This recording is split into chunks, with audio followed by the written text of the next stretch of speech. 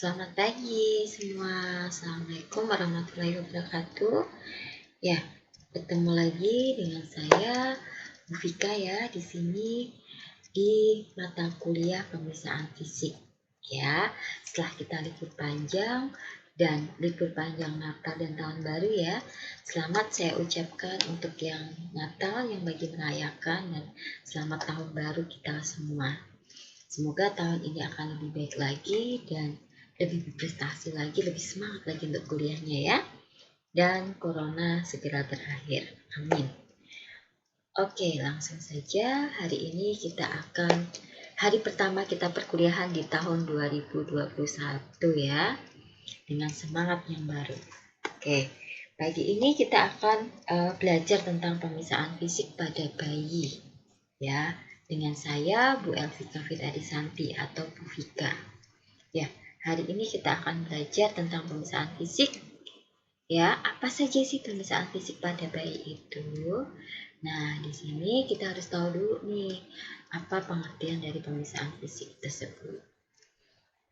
Nah, pemeriksaan fisik adalah suatu cara untuk mendapatkan informasi tentang anak atau bayi dan keluarganya dengan menggunakan semua panca indera, baik dari data subjektif maupun data objektif.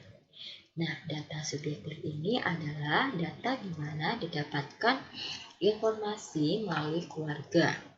Ya, kalau data objektif itu adalah hasil dari pemeriksaan kita nanti.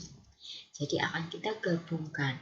Jadi di sini nanti adalah perpaduan antara data subjektif dan data objektif. Ya. Lanjut. Nah, tujuannya untuk apa pemeriksaan fisik ini? Yang pertama, mengetahui sedini mungkin jika terdapat kelainan pada bayi. Yang kedua, mengetahui kondisi fisik secara umum. Bagaimana kondisi bayi tersebut? Yang ketiga, memeriksa adanya penyimpangan, kelainan fisik, serta ada atau tidaknya refleks primitif atau ketidaknormalan pada refleks bayi. Yang keempat, pemeriksaan fisik ini dilakukan jika kondisi bayi sudah stabil ya. Nah, biasanya untuk pemeriksaan fisik seluruhnya itu dilakukan pada bayi setelah 6 jam ketika kondisinya sudah stabil. Gitu ya. Nah, berikutnya. Di sini bagaimana caranya untuk pemeriksaan fisik pada bayi ini? Kondisinya harus gimana sih bayinya? Nah, yang pertama di sini adalah bayi dalam keadaan telanjang atau dia tidak menggunakan baju. Kalaupun menggunakan baju, kalaupun tidak menggunakan baju itu hanya bagian yang diperiksa saja. Misalnya pada bagian dada sampai bagian perut itu nanti dibuka. Nah, pada bagian genitalia ataupun bagian kaki tetap harus diselimuti agar bayinya tidak hipotermi ataupun kedinginan. Ya. Yang kedua, harus adanya lampu yang terang karena kita harus memeriksa secara objektif ya, benar-benar teliti ya. Seperti itu, harus dengan lampu yang terang dan untuk agar bayi tetap hangat kondisinya. Itu. Yang ketiga, tangan dan alat yang digunakan harus hangat. Jadi ketika kita tidak boleh nih habis cuci tangan langsung pegang bayinya. Tangan kita harus kita hangatkan terlebih dahulu. Seperti itu. Nah, selanjutnya, waktu yang diperlukan untuk melakukan pemeriksaan fisik ini. Di sini minimal 3 kali ya untuk melakukan pemeriksaan bayi. Yang pertama, itu adalah pada saat bayi baru lahir. Bayi baru lahir pertama kali, cengeng, itu harus kita lakukan pemeriksaan. Ya. Yang kedua, pemeriksaan dilakukan dalam 24 jam di ruang perawatan. Jadi nanti sudah pindah bangsa.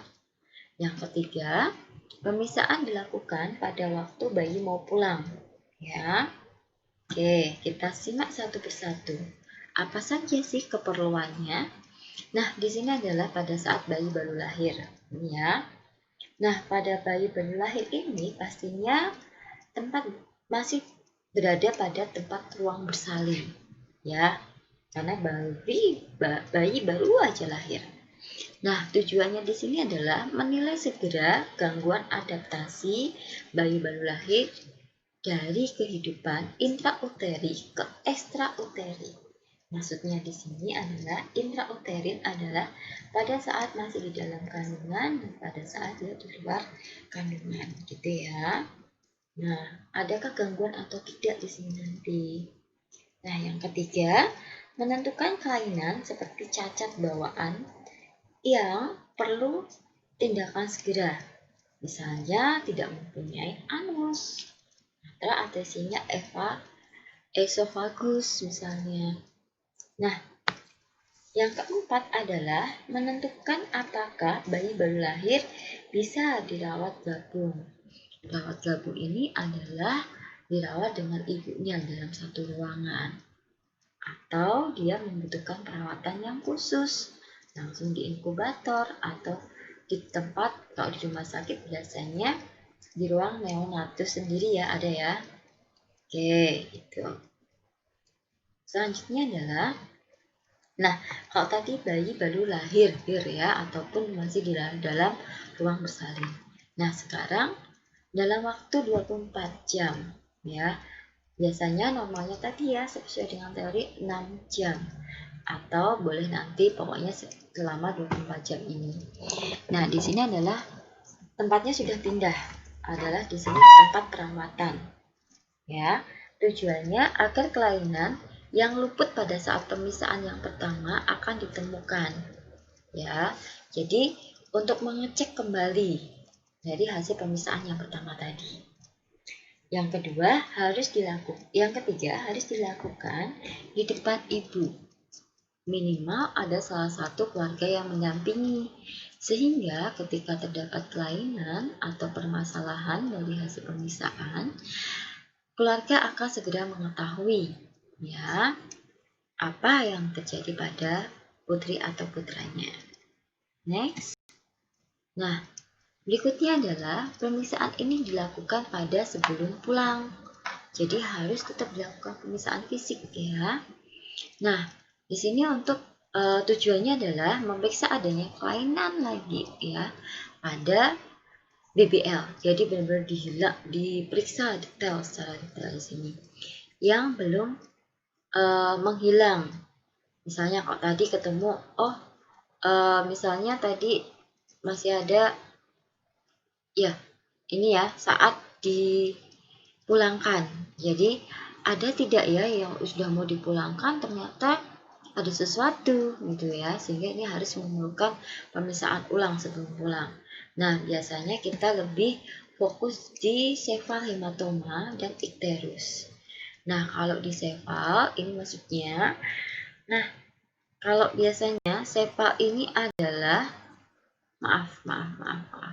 Nah, sefal ini adalah bagian menumbung pada bagian kepala, atau dia biasanya adalah ada benjolan. Benjolannya dia keras ya, beda sama kaput. Kalau kaput itu adalah dia benjolan namun berisi air akibat dari proses persalinan.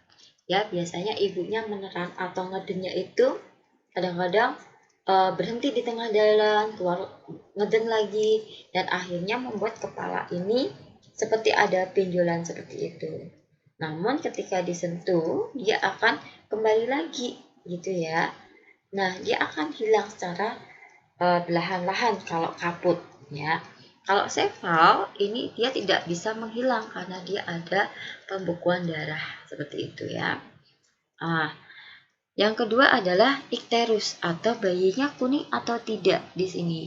Nah, hal-hal yang perlu dilakukan pengecekan di sini adalah antara lain pada bagian wajah, mata, bibir, serta kaki dan dada, tangan dan kaki. Apakah bayi kuning atau tidak? Ya. Selanjutnya, nah, pada saat pemisahan di kamar bersalin tadi, Adapun hal-hal yang harus dinilai pada saat pertama kali, apakah bayi bisa beradaptasi dengan baik atau memerlukan resusitasi. Nah, kebutuhannya apa di sini waktu bersalin ini? Yang pertama adalah menentukan Apgar. Nah, untuk menilai keadaan bayi pada menit 1 dan ke-5. Ya, untuk menentukan tindakan resusitasi pastinya. Nah, apa itu Apgar Score? Apgar Score di sini adalah suatu metode sederhana yang digunakan untuk menilai keadaan umum bayi sesaat setelah lahir. Ya, jadi begitu bayi baru lahir, hitungannya 1 sampai 5 menit tadi ya. Nah, dihitung dengan kondisi 5 kriteria dengan skala dari 0, 1, dan 2. Skor dari kelima kriteria kemudian dijumlahkan untuk menghasilkan angka 0 hingga 10. Nah, di sini ada 5 kriteria yang dites untuk menetapkan Apgar Score itu sendiri. Yang pertama, A. Warna kulit atau APS ya, appearance. Yang kedua, pulse atau denyut jantung. Yang ketiga, Grims atau respon refleks. Yang keempat, activity atau otot, tonus otot atau keaktifan. Yang kelima, respirasi ataupun pernafasan. Jadi ketika bayi baru lahir, kita lihat dulu warna kulitnya apa, kemerahan atau apa? Kemerahan biasanya ya, atau putih, ataukah dia kuning? Kalau kuning kan berarti iterus atau iterik. Terus denyut jantung, ya ini kita lihat gitu. Responnya bagaimana? Apakah dia bergerak aktif? Biasanya bayi baru lahir kan dia nangis ya. Keaktifannya gimana? Serta nafasnya itu harus kita nilai 5 hal itu. Nah, di sini ada kriterianya. Ya, di sini untuk nilainya sendiri ada 0, 1, dan 2. Nanti baru kita jumlahkan. Nah, di sini tadi yang pertama Apgar, ya, warna kulit. Apakah warna kulitnya biru pucat? Jika biru pucat maka nilainya 0. Ya, untuk nilai 1 adalah warnanya kemerahan atau ekstremitas biru. Yang kedua adalah seluruh tubuh kemerahan, gitu ya. Misalkan nilainya 2 A-nya. Nanti kita akan jumlah ya. Denyut jantung tidak ada.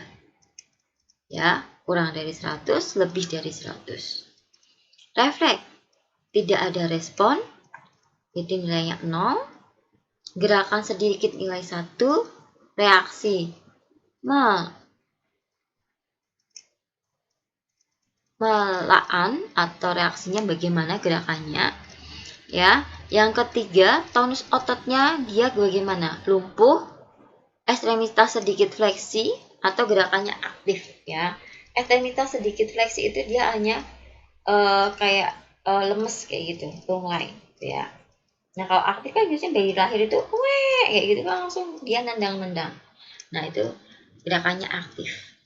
Berusaha bernafas, tidak ada nafas, nafasnya mengkis-mengkis, lambat misalnya. Atau menangis kuat, kayak gitu ya biasanya ya. Nah, baru kita total. Misalnya tadi A-nya dia nilainya 2. 2 ditambah denyut jantungnya dia lebih dari 100, 2. Terus refleksnya dia gerakannya baru sedikit, nilainya 1 misalnya. Tonus ototnya 2, kita 2. Jadi total di sini ada 9 karena ini tadi nilai 1 ya. Nah, kalau nilainya 9 ini dia masih dalam kategori normal. Kalau afeksia sedang bila hanya nilainya 4 sampai 6. Sedangkan ketika afeksia berat ini adalah nilainya 0 sampai 3. Di mana dapat nilai ini? Didapatkan dari ini tadi, penjumlahan ya. Nilainya dia berapa? Tadi 2, 1, 2, 2, 2. Itu ya. Ini didapatkan.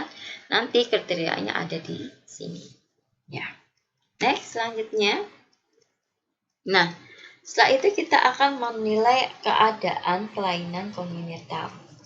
Nah, kalau di sini kita anamnesis. Anamnesis ini berdasarkan anamnesa. Apakah ada kelainan bawaan di keluarga atau tidak? Ada tidak riwayat diabetes, asma? Penggunaan obat-obatan ada atau tidak? Nah, sekarang kita akan melakukan pemeriksaan pada mulut. Perhatikan adanya labiopalatokisis ataupun bibir sumbing ya. Jadi kita lihat mulutnya ada tidak bibir sumbingnya. Nah, berikutnya adalah pemeriksaan adakah hipersalivasi. Ya, hipersalivasi itu banyak ecesnya terus gitu ya. Ada atau tidak? Ya. Selanjutnya adalah, nah di sini kalau tadi kita pada bagian maaf slide-nya. Kalau tadi kita bagian ke mulut, sekarang kita ke bagian anus ya. Nah, di sini perhatikan adanya anus imperforata atau anus tidak sempurna. Biasanya ketutup gitu ya anusnya ya. Dia tidak ada lubangnya atau bagaimana. Terus garis tengahnya ada tidak belahan ya. Setelah itu kita lihat spina bifida. Spina bifida ini adalah pada bagian punggung, adakah yang dia ada dagingnya di sini. Ya, membentangkan. Ini pada tulangnya dia tidak tersambung sehingga dia ada di sini. Gitu. Ya, ini normal, ini tidak normal. Jika terdapat gangguan seperti pembesaran klitoris. Nah, kalau jenis kelamin ya. Untuk jenis kelamin di sini jika terdapat keraguan seperti pembesaran klitoris pada perempuan pastinya dan terdapat hipospladia atau laki-laki perlu memisahkan kromosomnya. Ya, jadi kalau misalnya tidak ada, wah ternyata setelah lahir kok nggak ada klitorisnya dan tidak ada hipospladianya. Nah, kita perlu melakukan pemisahan kromosom. Oke. Selanjutnya, pemeriksaan di ruang perawatan. Nah, ini yang lebih lengkap ya. Tadi di ruang perawatan itu 24 jam ya. Nah, di sini adalah pemeriksaan fisik secara lengkap dilakukan pada saat pasien sebelum pulang. Yakinkan bahwa tidak ada kelainan kongenital yang terlewatkan. Adanya kulit ikterus atau bayi kuning atau tidak. Dan selanjutnya adalah pada tali pusat ada tidak dia infeksi. Ya. Oke. Persiapan pemeriksaan fisiknya apa saja nih yang harus disiapkan? Nah, di sini ada persiapan alat dan tempat. Yang pertama adalah lampu yang fungsinya untuk penerangan yang diberikan untuk kehangatan. Selain untuk penerangan juga memberikan kehangatan pada bayi baru lahir ya. Air bersih, sabun, handuk kering dan yang hangat. Ya, sarung tangan bersih, kain tangan bersih. Jadi prinsipnya untuk pemeriksaan fisik bayi baru lahir adalah bersih. Jangan lupa stetoskop, jam dengan jarum detik karena nanti kita akan menghitung ya berapa respirasinya dan berapa nadinya. Termometer, timbangan bayi, pengukur tinggi badan, lingkar kepala bayi.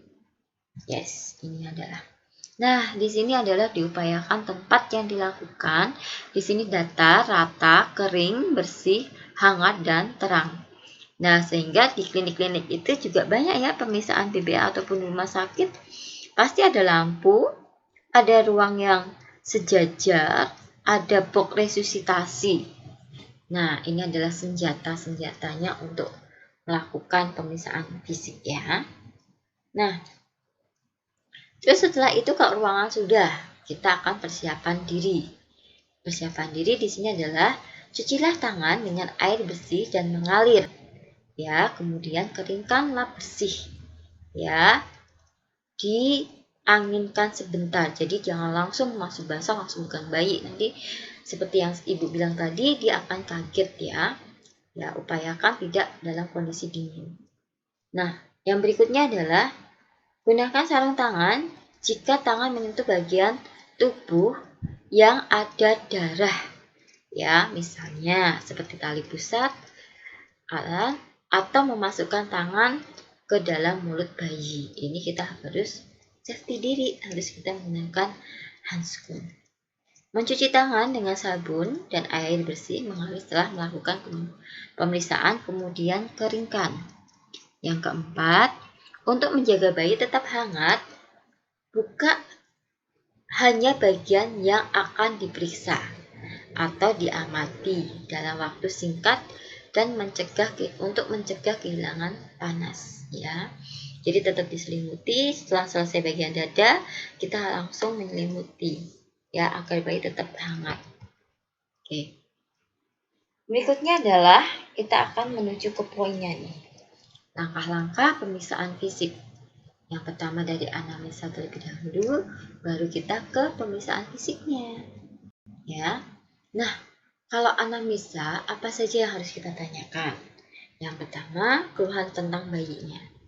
Ya, ada tidak keluhannya? Misalnya, bayinya nangis, rewel, atau tidak. Berikutnya, cara dan waktu tempat bersalin. Bagaimana bersalinnya, di mana? Kondisi saat lahir bagaimana? Apakah dia menangis atau tidak menangis? Seperti itu.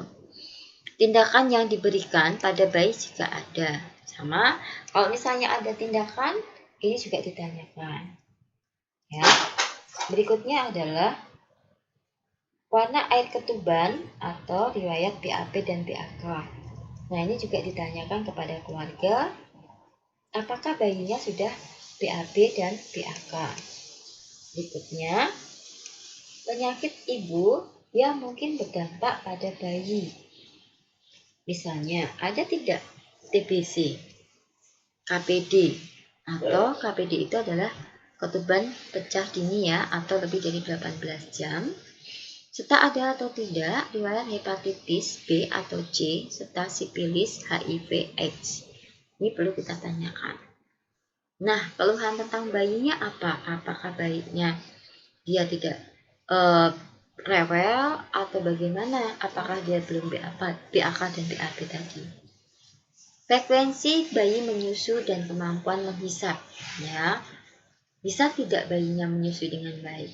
Ataukah mampu dia tidak menghisap puting susunya? Nah, ketika kita sudah mendapatkan data anamnesa, lanjut kita ke pemeriksaan fisik, ya. Di sini ada beberapa prinsip untuk pemeriksaan fisik. Yang pertama, pemeriksaan dilakukan dalam keadaan bayi tenang, tidak menangis, ya. Ketika bayi menangis dan kita melakukan pemeriksaan, pasti kita akan tidak tenang, gerusa-gerusu atau kesusu, gitu ya. Sehingga bayinya diupayakan tenang, kondisinya bayinya aman, kita nyaman, kita melakukan pemeriksaan akan lebih detail ataupun lebih teliti. Pemeriksaan tidak harus berurutan, didahulukan menilai pernafasan dan tarikan dinding dada ke dalam, denyut jantung serta pernafasan. Ya, jadi kalau misalnya situasional saja, kalau misalnya yang penting keseluruhan dilakukan pemeriksaan, ya. Kalau misalnya tadi misalkan ada refleks untuk refleks pada bayi, misalkan belum bisa dilakukan bagian atas, bagian mulutnya dia nggak mau menyusu misalnya, atau dia tidak merespon, nanti kita ulang lagi, gitu ya. Ya, oke. Nah, kalau sudah tadi prinsipnya, yang sekarang adalah prosedur. Prosedur pelaksanaan pengkajian bayi setelah lahir, ya. Menilai kondisi bayi, diantaranya apakah bayi bisa menangis kuat, bernafas tanpa kesulitan, apakah bayi bergerak dengan aktif atau lemas, apakah warna kulit merah muda atau pucat, ya, hampir sama kayak agar skor, ya. Nah, selanjutnya adalah langkah-langkah pemeriksaan fisik pada bayi. Ya, pemeriksaan umum ini adalah secara umum. Biasanya dilakukan pemeriksaan lingkar kepala. Nah, normalnya untuk lingkar kepala bayi sekitar 33 sampai 37. Untuk lingkar dada 34 sampai 36. Untuk panjang badan biasanya 48 sampai 52. ya. Berat badan bayi dikatakan normal jika berat badannya 2.500 sampai 4.000 gram. Timbang bayi menggunakan selimut agar bayi tidak kehilangan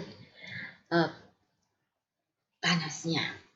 Nah, di sini adalah berat badan dikurangi selimut. Jadi tadi selimutnya dulu yang ditimbang, setelah itu bayi dan selimut. Nanti untuk menghitungnya berat badannya bayinya dapat berapa, nanti dikurangi selimut yang awal kita lakukan penimbangan. Gitu ya, paham ya di sini ya. Jadi selimutnya dulu kita timbang, setelah itu di angka berapa, misalkan di angka 1. Nah, baru nanti bayinya kita lapisi dengan selendang tersebut, nanti hasilnya dikurangi dengan berat selimut. Oke, next. Nah, begini cara mengukur kepala, panjang badan dan lingkar kepala. Ya, nanti akan saya kupas tentang DTV. Nah, di sini ya, ini nanti kita menggunakan clean. Di sini untuk pengukuran tinggi badan, ya. Oke, selanjutnya adalah pemisahan tanda-tanda vital. Di sini terdapat suhu, denyut jantung, serta pernafasan. Ya, nanti akan kita kupas di pertemuan yang berikutnya. Karena setelah ini pemisahan TTV sendiri. Nah, berikutnya adalah pemisahan fisik secara sistematis atau head to toe. Ya, jadi di sini urut dari bagian kepala sampai bagian ke kaki, ya, pengertian dari head to toe ya. Yang pertama adalah bagian kepala. Raba sepanjang garis sutura dan frontal nail. Apakah ukuran dan tampilannya normal? Sutura yang bergerak melebar mengidentifikasi preterum atau bayinya cukup bulan, ataupun hidrosefalus. Hidrosefalus itu kepalanya besar sekali ya. Nah, dan keras biasanya. Pemeriksaan adanya trauma kehilangan, misalnya kaput tadi ya. Kaput adalah semacam bendungan cairan pada kepala, namun dia akan hilang dengan sendirinya. Yang berikutnya adalah sevah hematoma, fraktur tulang tengkorak, ada tidak ya fraktur. Nah, ini dia untuk gambarnya ya. Masih ingat di sini adalah posterior frontal nail, sagittal sutura, coronal suturalis, anterior frontalis ya, yang perlu kita ingat itu. Ya, berikutnya setelah kita kepala, kita ke telinga. Ya, apa saja yang harus dilakukan pemisahan pada telinga? Di sini adalah pemisahan dan pastikan jumlah, bentuk, dan posisi. Bayi cukup bulan, tulang rawan sudah matang atau belum biasanya. Nah, daun telinga harus berbentuk sempurna dengan lekukan yang jelas di bagian atas. Lekukannya dia kemana? Kita raba. Ya. Nah, perhatian letak daun telinga. Daun telinga letaknya lebih rendah atau low set earth. Ya, terdapat pada bayi yang mengalami sindrom tertentu. Ya.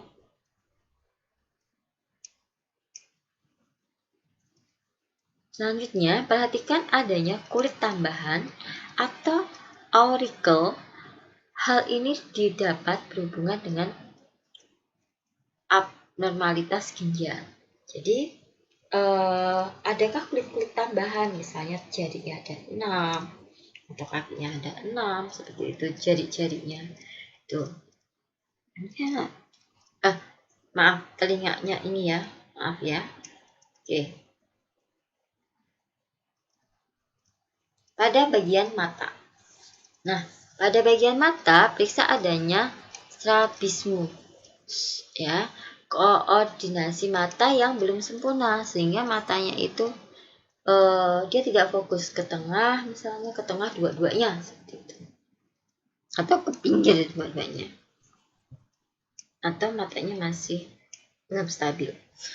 Meriksa adanya glautoma congenita, ya, mulanya akan tampak sebagian pembesaran, kemudian kekeruhan pada kornea, ya. Katarak kongenital akan mudah terlihat, yaitu pupil berwarna putih, ya. Jadi sekitaran pupil dia ada warna putih-putihnya, ya. Saya rasa banyak yang sudah tahu katarak, ya. Pupil harus tampak bulat, terkadang ditemukan bentuk seperti lubang kunci, namanya kolobama, yang dapat mengidentifikasi adanya defeksiensi retina atau ketidaknormalan pada retinanya. Ya, berikutnya ada pemisahan pada adanya trauma. Ini tadi kan kita pada bagian mana wajah, ya, bagian mata, ya. Palpebra, perdarahan konjungtiva dan retina adalah sekret pada mata, ya. Konjungtiva oleh Human, ya, dapat menjadi monoftalmia dan menyebabkan kebutaan, ya. Apabila ditemukan, ya, epihaltus melebar, kemungkinan bayi mengalami sindrom Down, ya. Selanjutnya ada bagian hidung atau mulut.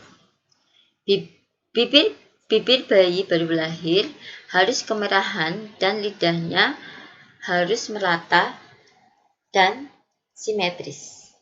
Pastikan tidak adanya sumbing dan langit-langit harus tertutup, ya. Refleks hisap bayi harus bagus, jadi refleks menghisapnya ibunya bisa mengenyat atau tidak, dan berespon terhadap rangsangan. Kaji bentuk lebar hidung. Pada bayi cukup bulan lebarnya harus 2,5, ya. Jadi refleks hirupnya bagaimana, serta untuk mengetahui bentuk leher hidungnya. Nah, selanjutnya adalah bagian dada. Ya, setelah tadi bagian atas, ya, kita membuka bagian dada. Kontur dan kesimetrisan dada normalnya adalah bulat, ya. Jadi kesimetrisan ketika dibuka dadanya simetris kanan dan kiri sama atau tidak. Payudara anak laki-laki maupun perempuan pun terlihat membesar karena pengaruh hormon wanita dari darah ibu, ya. Ini biasanya nggak apa-apa, kayak ada putihnya dikit gitu biasanya. Periksa kesimetrisan gerakan dada saat bernafas. Jadi kesimetrisan dadanya bagaimana? Apabila tidak simetris, kemungkinan baby mengalami pneumotorik, ya, pemisis diafragma, hernia diafragmatika, ya. Pernafasan yang normal, dinding dada dan abdomen bergerak secara bersamaan. Jadi semuanya bergerak bersamaan, ya, baik perut, ya, dinding dada, abdomen, kalau makan bersamaan. Tarikan sternum atau interkostal pada saat bernafas perlu diperhatikan. Oke. Selanjutnya adalah bagian perut. Kalau tadi kita sudah bagian dada, sekarang bagian perut. Apa saja yang harus dilihat pada perut? Bentuk benjolan sekitar tali pusat pada saat menangis, ya. Di sini apakah ada perdarahan pada sekitar tali pusat ketika setelah menangis? Biasanya bayi-bayi itu memang udah jarang, ya, tapi ada beberapa yang bayi ketika menangis dia akan tali pusat akan terjadi perdarahan, ya, atau keluar darah sedikit dari tali pusatnya. Oke. Perut harus tampak bulat dan bergerak secara bersamaan dengan gerakan dada saat bernafas. Kaji adanya pembengkakan. Jika perut sangat cekung, kemungkinan terdapat hernia, ya.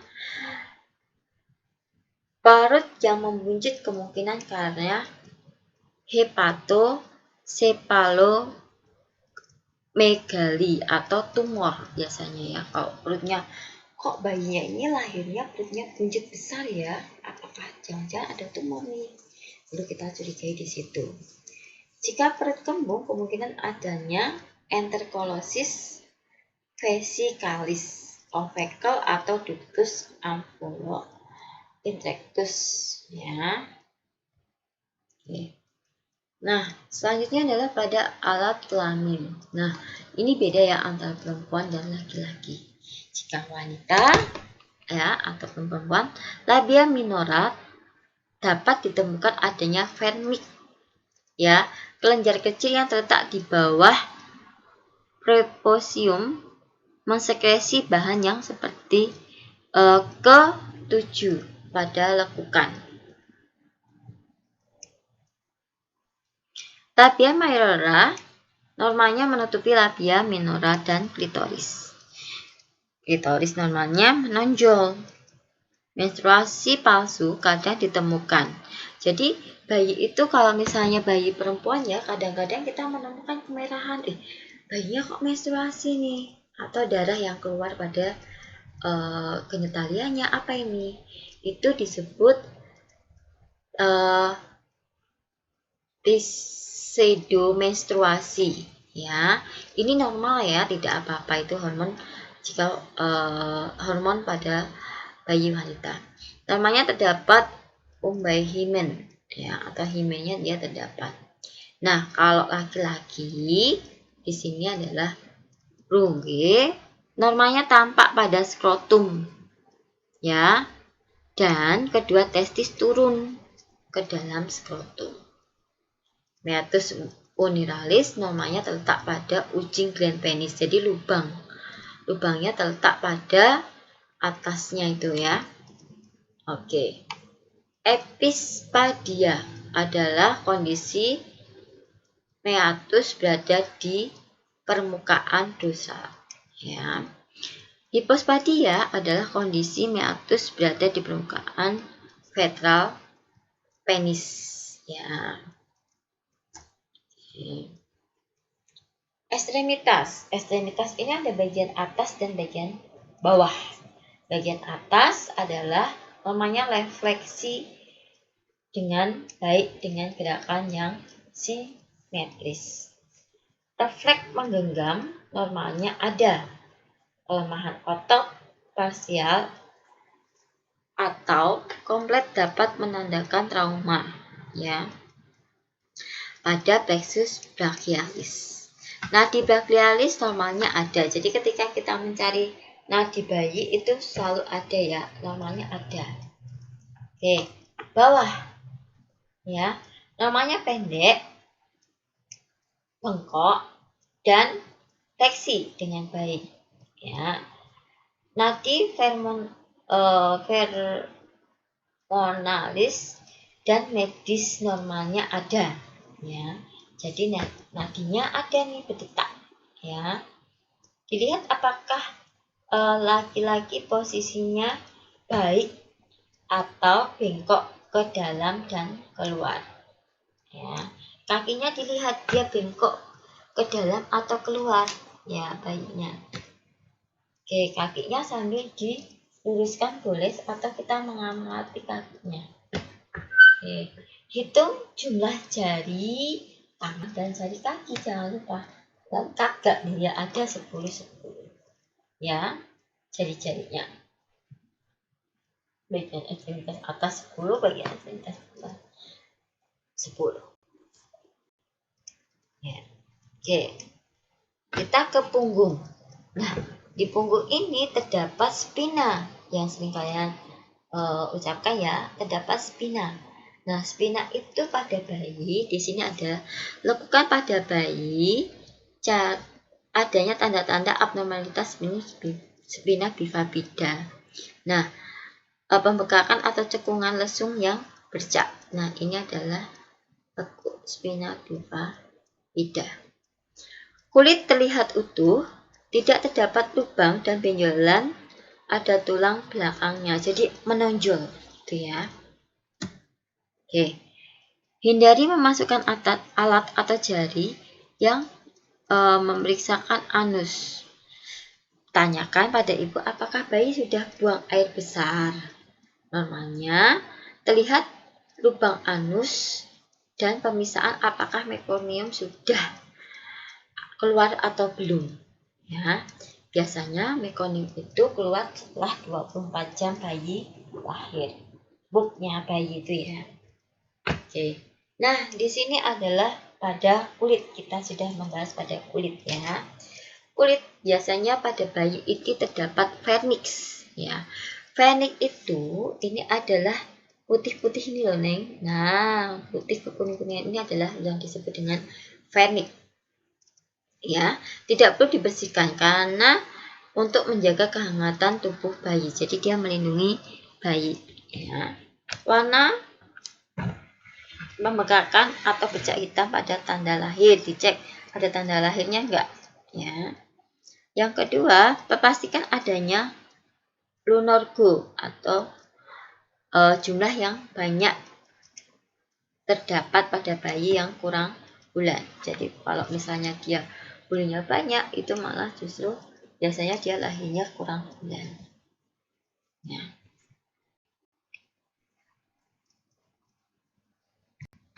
Oke, selanjutnya adalah refleks pada bayi. Nah, di sini banyak sekali refleks pada bayi yang akan kita lakukan. Nah, refleks merupakan respon konvensional yang dilakukan bayi tanpa keterlibatan otak yang mengendalikan kesadaran. Ya, refleksnya ini. Refleks subkortikal atau refleks primitif adalah refleks yang dikontrol oleh area subkortikal otak.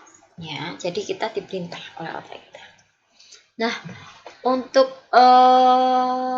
pemeriksaannya di sini untuk refleks ada refleks Moro, refleks menggenggam, tonic neck, refleks mencari, refleks searching menghisap, refleks berjalan, dan biotastistik. Ya, ini adalah pemeriksaannya. Nah, kita akan bahas satu persatu apa refleks Moro itu. Refleks Moro adalah suatu respon pada BBL untuk suara atau gerakan yang mengejutkan. Jadi ketika bayinya ini menimbulkan suara ketika di break atau ditepuk, dia akan kaget gitu ya. Nah, gerak refleks ini akan mengembang ke samping-samping ke lebar-lebar jari dan membalikan tangannya dengan tarikan. Oke, lanjut saja di sini cara memeriksanya. Bagaimana cara memeriksa refleks Moro? Tangan periksa menyangga bayi dan punggung sebanyak 45 derajat Celcius. Dalam keadaan rileks, kepala dijatuhkan sekitar 10 klik. Pada keadaan normal akan terjadi abduksi sandi bahu dan ekstensi ringan. Otomatis bayi akan merespon, dia akan kembali kepalanya. Oke, memukul bantal kedua samping kepala dan tangan atau mengagetkan. Gitu ya, bayinya tidur ke kanan dan ke kiri. Terus yang ketiga adalah menepuk-nepuk tangan, artinya refleks ini tumbuh karena lanjut. Ya. Nih, bayi dia akan gerakannya ketika kita kaget dia akan gitu. Oke, sekarang adalah refleks grasping atau palmar. Gerakan refleks ini adalah gerakan untuk menggenggam. Jadi ketika kita tangan bayi, kita masukkan tangan kita ke tangan bayi, dia akan refleksnya menggenggam ada atau tidak. Gitu. Bila jari diletakkan ke telapak tangan, anak akan menutup telapak tangannya. Jadi refleks menggenggam. Normalnya bayi akan menggenggam dengan kuat. Hilang setelah 3-4 bulan. Itu ya. Selanjutnya adalah refleks tonic neck. Ya. Nah, tonic neck ini apa sih sebenarnya? Nah, tonic neck adalah ketika kepala bayi berpaling ke sana ke sisi yang berlawanan. Ya. Jadi kalau misalnya dari sebelah kiri, dia akan melihat sebelah kanan. Ya. Oke. Letakkan bayi dalam posisi telentang, putar kepala ke sisi depan badan, ya.